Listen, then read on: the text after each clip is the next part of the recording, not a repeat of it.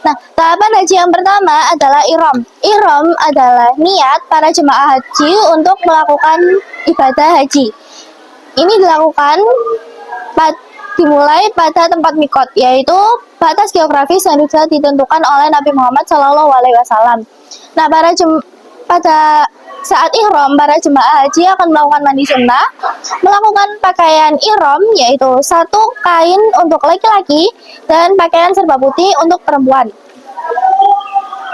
Dan para jemaah haji mulai memberlakukan larangan-larangan pada saat haji, yaitu tidak boleh memotong rambut atau kuku, tidak boleh memakai pewangian, tidak boleh berhubungan badan, dan lain-lain.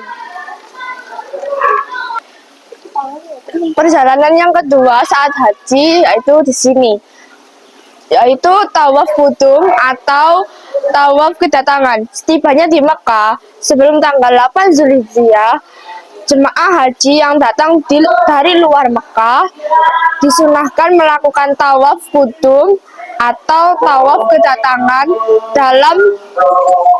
dilakukan dengan mengelilingi Ka'bah sebanyak 7 putaran, dimulai dan berakhir di Hajar Aswad sebagai bentuk penghormatan awal kepada Baitullah. Sya'i di antara Safa dan Marwah. Setelah tawaf, jamaah melakukan sya'i, yaitu berjalan cepat 7 kali antara Bukit Safa dan Marwah.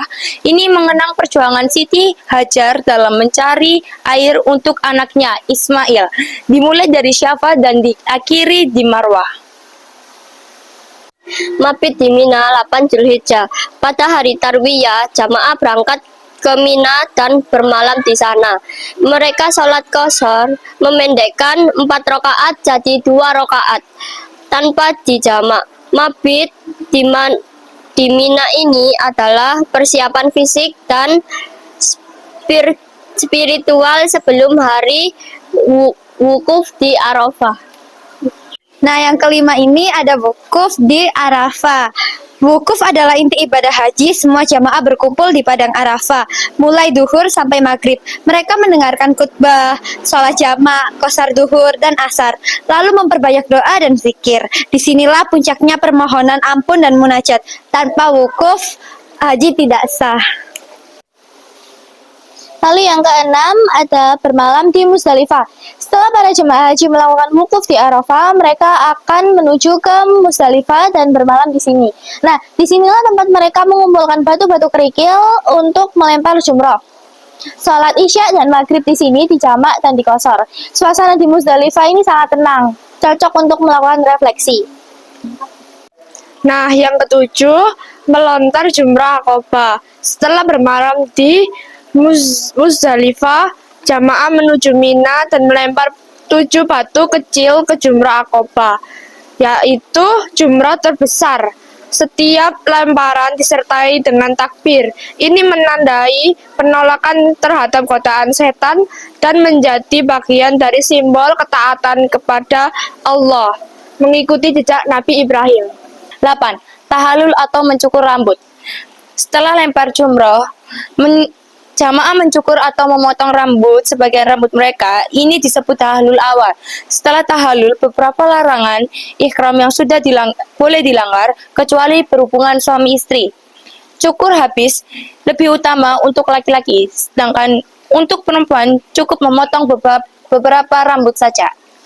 Lalu yang kesembilan, tawaf ifadah. Tawaf ifadah adalah tawaf yang hukumnya rukun haji, tidak boleh ditinggalkan. Jamaah kembali ke Masjidil Haram dan mengelilingi Ka'bah 7 kali lagi. Setelah tawaf ini lalu melakukan sa'i jika belum dilakukan sebelumnya. Setelah tawaf dan sa'i ini selesai, semua larangan ihram menjadi halal kembali. Nah, yang terakhir ini ada tawaf wada atau perpisahan. Sebelum meninggalkan Mekah, jamaah melakukan tawaf perpisahan. Ini bentuk penghormatan terakhir kepada Ka'bah sebelum kembali ke tanah air. Tidak boleh ada kegiatan lain setelah tawaf wada ini, kecuali mereka langsung meninggalkan kota Mekah. Hukumnya wajib bagi yang bukan penduduk Mekah. Terima kasih. Ayo. Selamat menunaikan ibadah haji tahun 2025. Semoga diberi kelancaran dan masih mabur. Doakan kami agar cepat menyusul ke tanah suci. Terima kasih. Wassalamualaikum warahmatullahi